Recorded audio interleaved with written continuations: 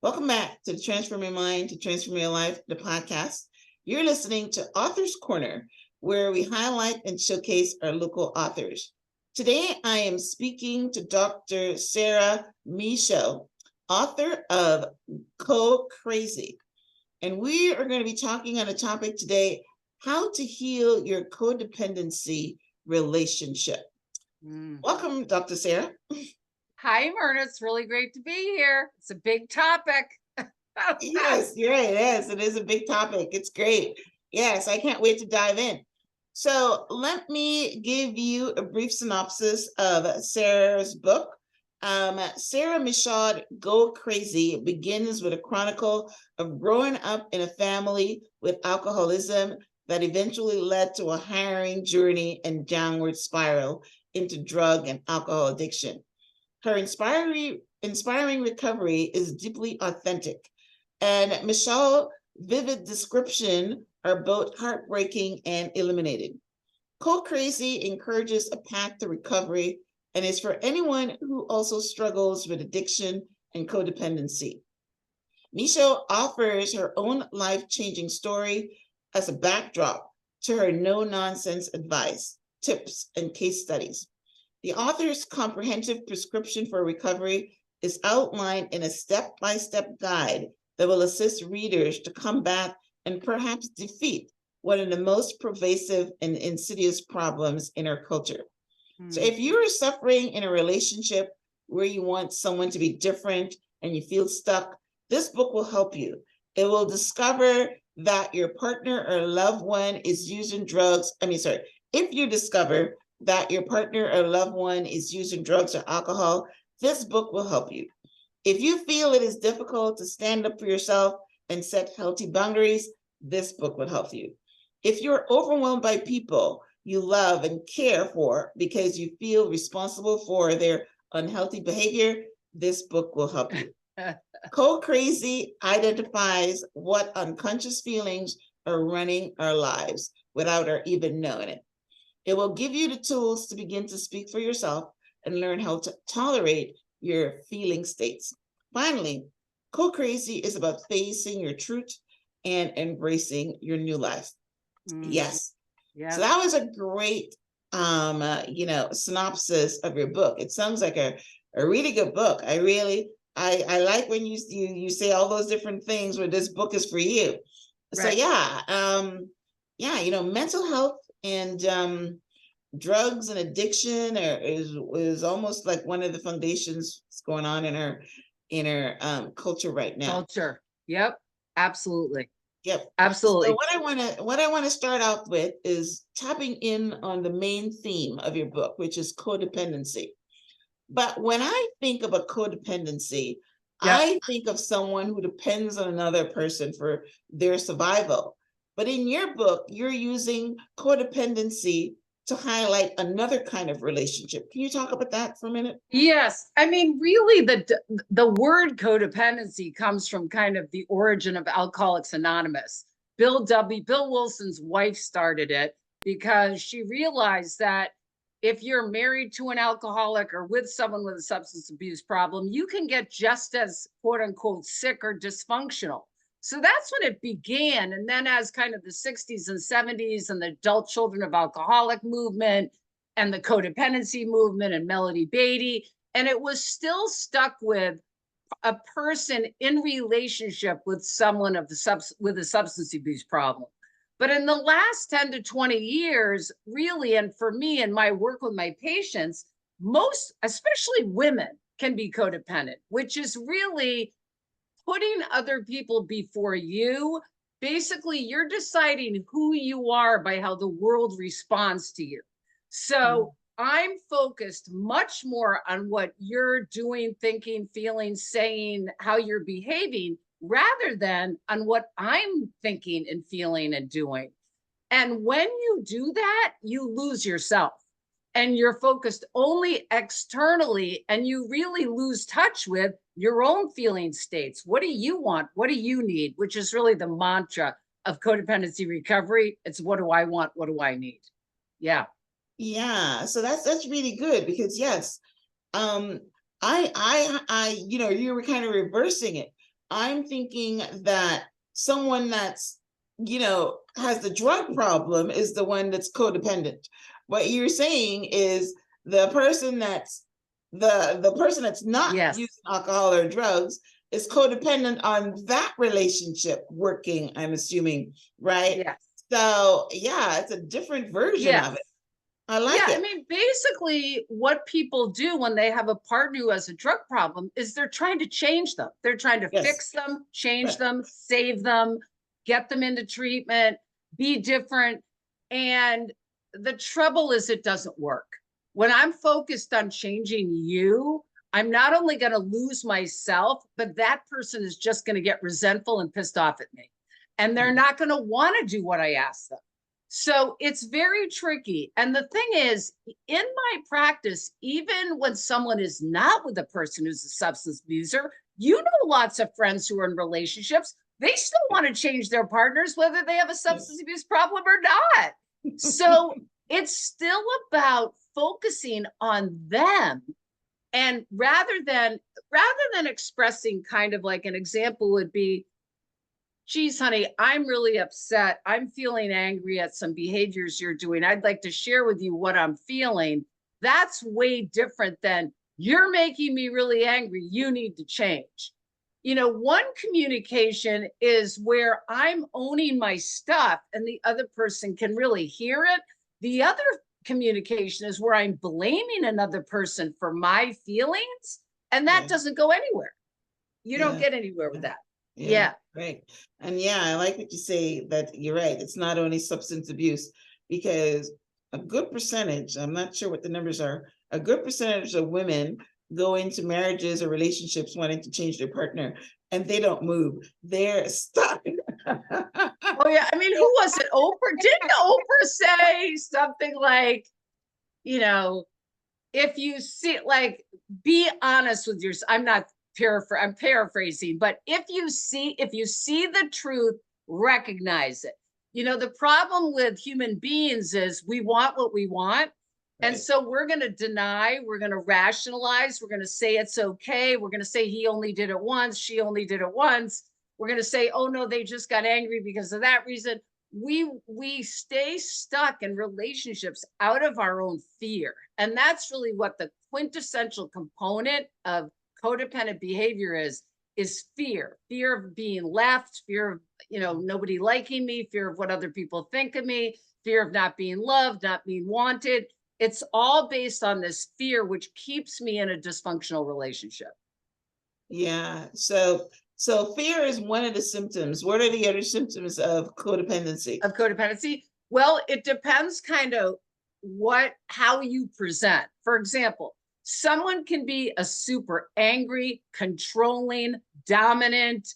Think of a parent who's trying to control their child and always telling them what to do and can't leave them alone. That's a codependent behavior. Out of the mother's fear, they're controlling the child. Then you have a codependent that is kind of passive, manipulative. You're going to ask me to pick you up at the airport and I'm going to forget Oh, because wow. because I am trying to control you, but in another way. So Mhm. a big part of being codependent is I'm trying to control my environment. I'm going to try to control these people, and I'm going to use whatever skills I have to try to do that. And the thing is, those skills, I often say, are the tools we learn as children. So if you're a kid in a chaotic home and you learn to lie to be safe, then that's going to be one of your behaviors. So, Mhm. or you learn to manipulate, or you learn to people please, or you learn to shut down and hide out. It really depends what your tools were that you learned as a kid. That's what's going to play out in your primary relationships. And it sounds so basic psychology, but it's really true. I've seen it over and over and over again. And Yeah. that's really the core too of codependency is I can't be my true self, which is huge with women. It's huge with men too, but it's this fear of I can't say what I want. They might get upset or they might leave me. I can't express a true feeling. It's really about making them okay rather than me. So it's huge and it's pervasive. Mm. You know, there was once I was in a relationship with a guy that was on crack cocaine. Yeah. And I'm not sure, I don't think I was codependent, but I did think that I'm a strong woman and I was Yes. going to fix him. Oh, Myrna, I've heard it forever. Believe me. Yes. Yes. I mean, the thing that's so amazing to me, Myrna, and why I wrote the book is because I see women like you. I mean, I see women, most women come to therapy because of relationships. That's why they come in.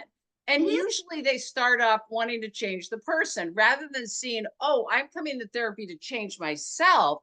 It's always about he did this or she did this or they did this rather than, geez, why am I in this thing? And that's really where the truth lies and the answer lies. And what I saw are two common variables for every person, no matter how powerful they were, no matter how much money they made. It was they couldn't set boundaries and they couldn't speak their truth. And it's shocking when you think about it, because like I look at you and I think, well, of course you can say your truth, but it's really the real truth. It's not just the day-to-day conversations. It's when my feelings are hurt. Can I say that?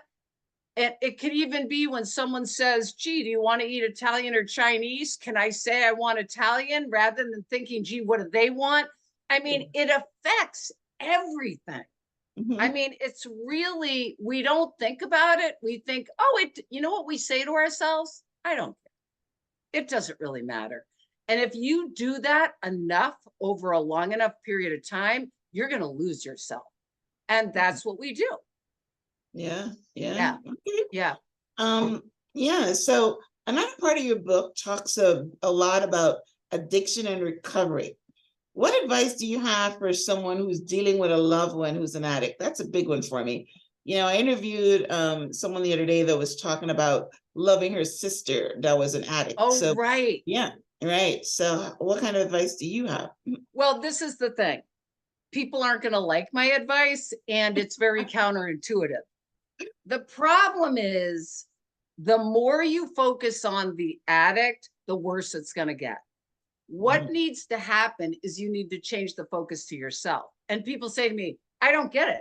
How will the Yeah. addict change if I focus on me? Well, I'll give you an example. If I'm living with someone who's a crack addict, and I'm constantly saying to them, oh, I got you an appointment with a psychiatrist. Oh, I got you an appointment with a therapist. You can go to treatment next week. What usually happens is they don't do any of the things I ask them to do, right? And what the result is, I feel crazy. I feel anxious. I feel angry. That's a lot different than if I say, honey, I love you. I care about you. I can't continue to live with this addiction. So unless you go to treatment within the next 2 weeks, you have to leave. See, that's about me. That is nothing about them. That's where the answer lies. And the result is when you can be compassionate and you're not angry because they're not changing, they'll listen to you.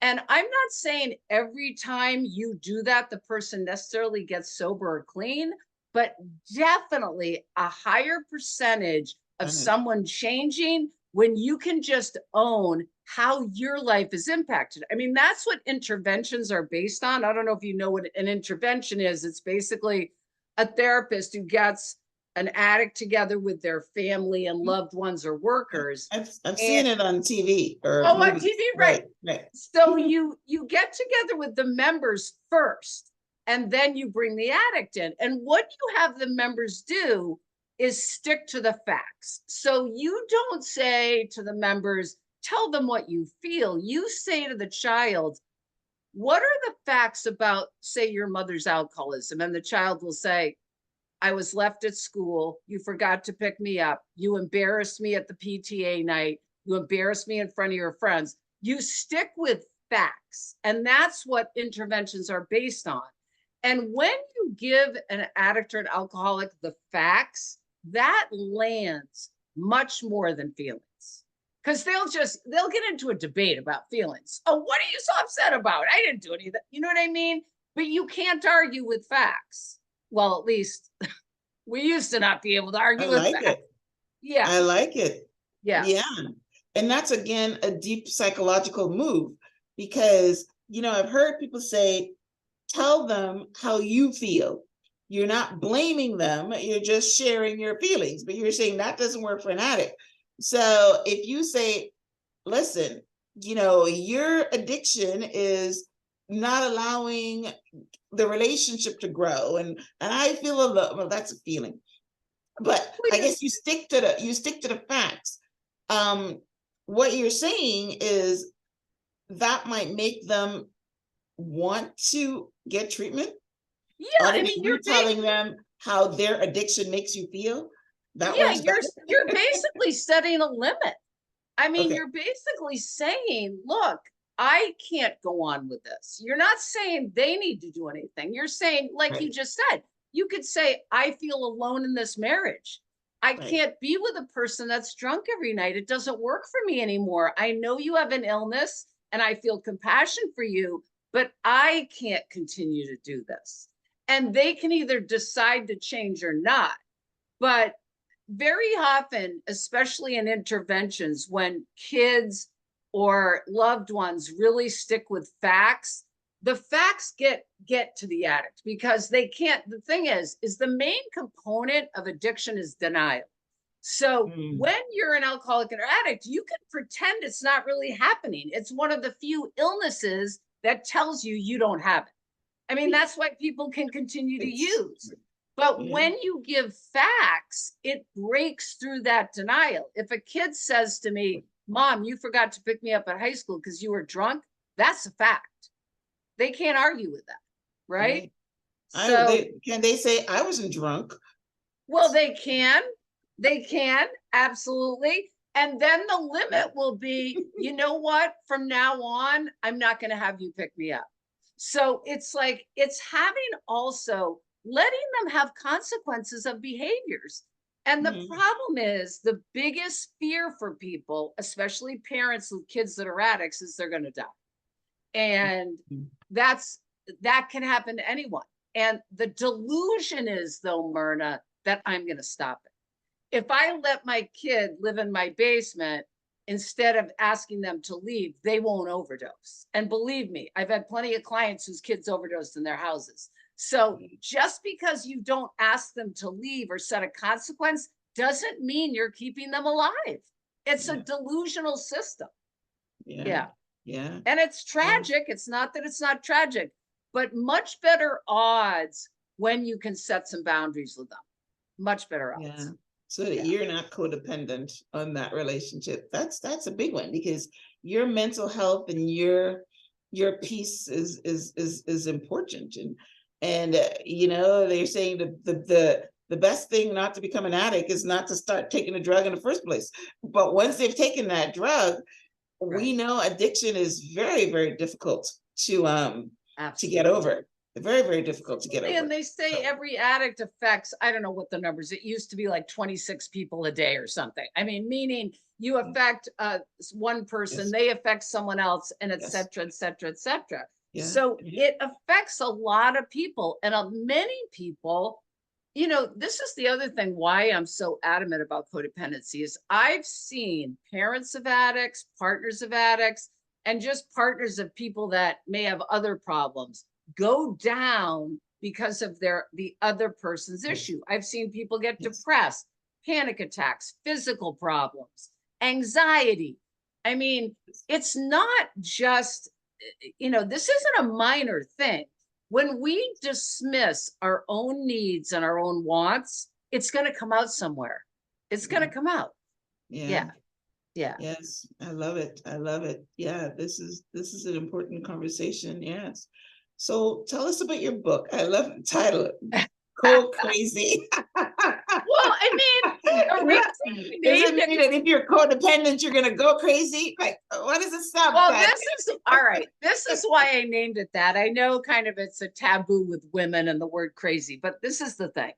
Many of my patients would come in and they'd say they felt crazy.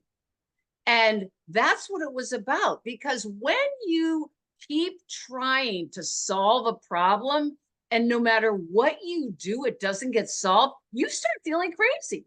Yes. And the other thing is, I'll give you this great example. This is kind of sad, but funny. Is a client of mine said, "Oh, I knew exactly what to do with my wife."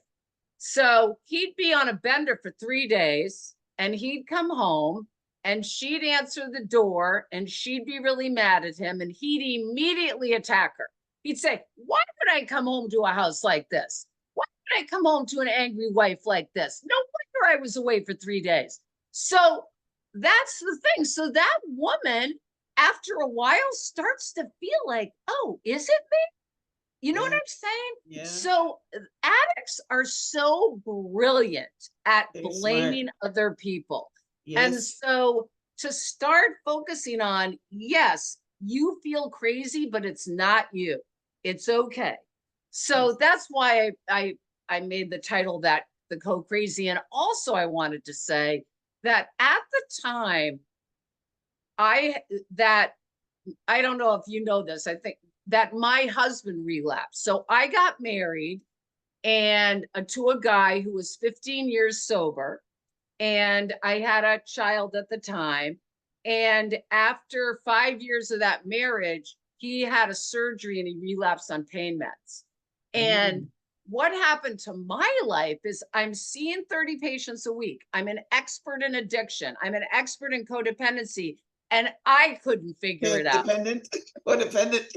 Yeah. So what I thought to myself is if I have the Wow. education, the skills, the experience, and Yes. I'm suffering, then other Yes. people need to know how to handle this because it's not an easy situation.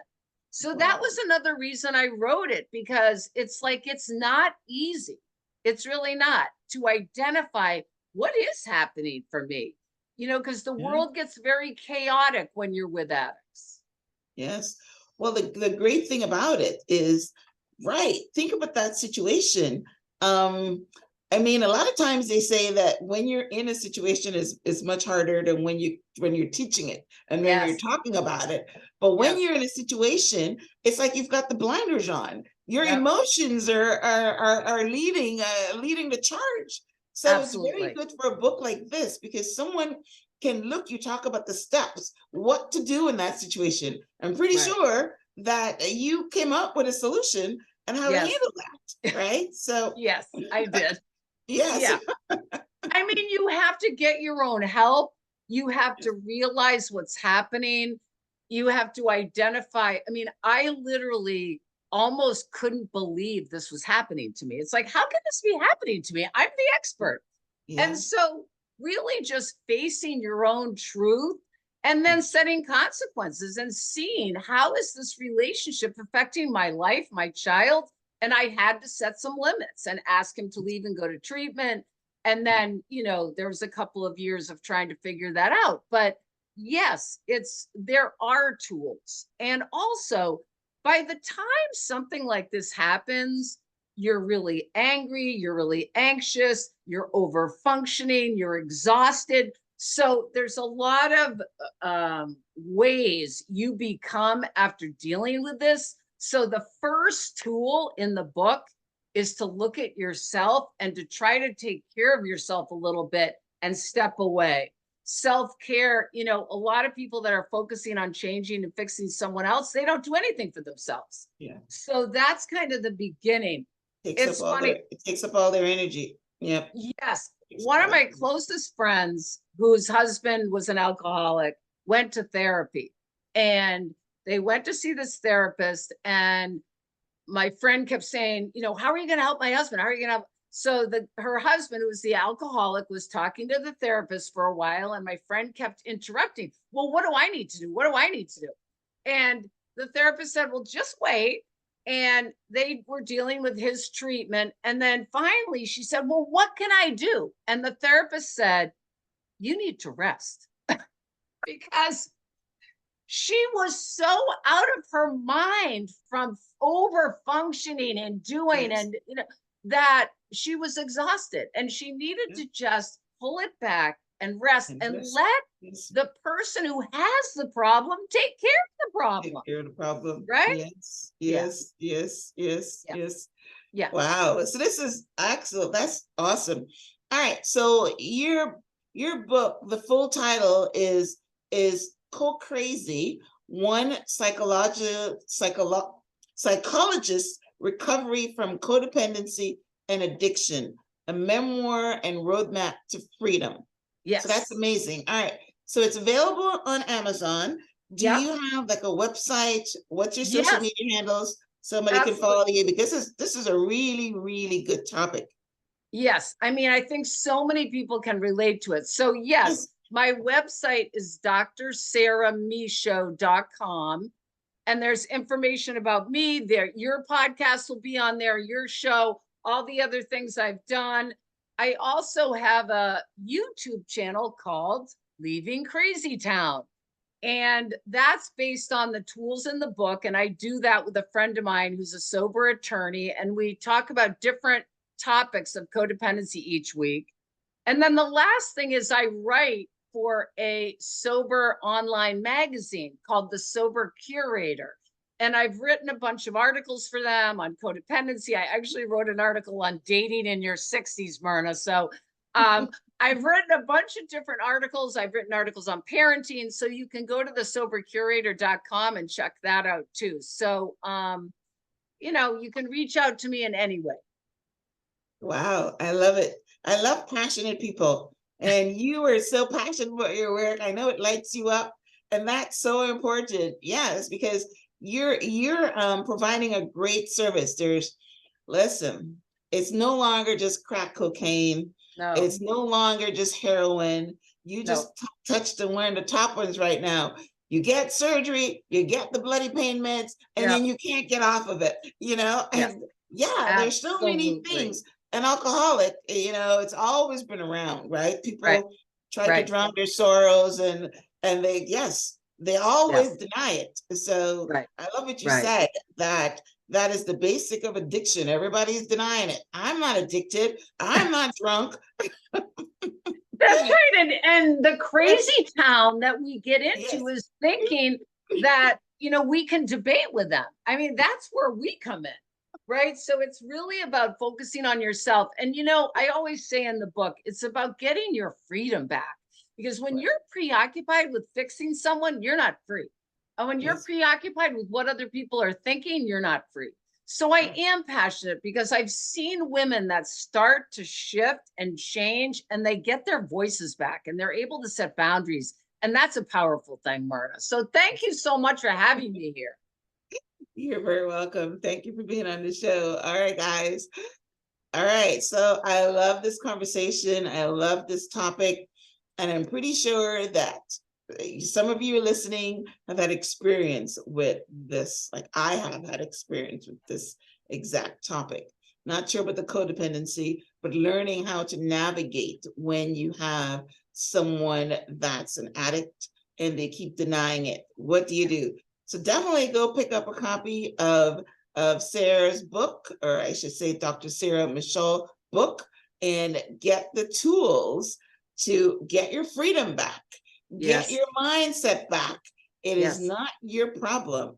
One of the things I say, leave it to God, Amen, Myrna. You're not the fixer. My language.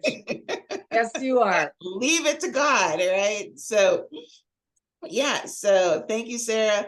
Thank you guys so much. You're very welcome. Thank you guys for tuning into this week's episode of Author's Corner. I'm glad that I can bring this information to you. There will be a transcript of my conversation with Dr. Sarah on the show page, which is myhelps.us, with links to her article, links to her YouTube channel, and also links to her website. So go get some more information. Go pick up a copy of her book. And then if you need some more information, then reach out to her. All right. Thank you guys for tuning in. And until next time, namaste. Namaste.